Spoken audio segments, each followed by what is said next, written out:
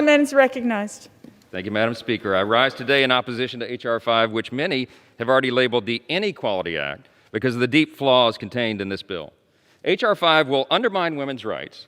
It'll strip parental rights. It'll gut religious freedom, and it will open a Pandora's box of a universal right to abortion. And that's just to name a few of the legislation's outrageous provisions. In addition to the well-funded substantive concerns that you'll hear a lot about in the next 45 minutes, the majority has decided to throw process out the window. They brought this bill directly to the floor. We sit on the Judiciary Committee. We should have had a robust discussion on the impacts of the legislation.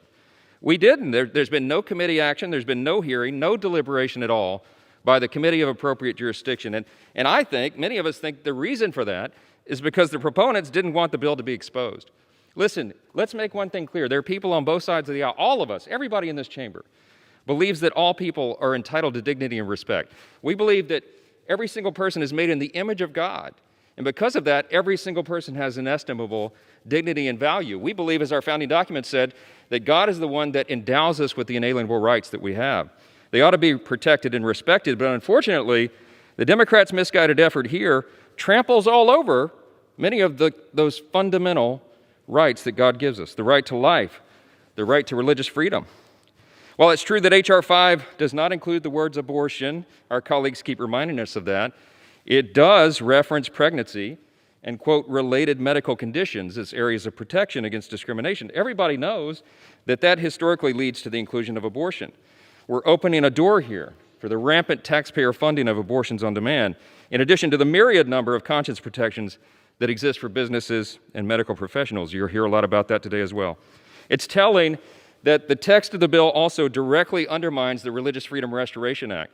Let's remember, RFRA was widely supported on both sides of the aisle, signed into law by President Clinton in 1993. RFRA's lead Democrat sponsor was our colleague, Representative Nadler.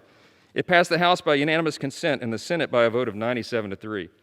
But now, the Equality Act, or the Inequality Act, explicitly undercuts RFRA by negating its application to the underlying legislation. In other words, those protections won't apply anymore. This is unprecedented. It's dangerous. It's an attack on our first freedom, the first freedom listed in the Bill of Rights, religious liberty.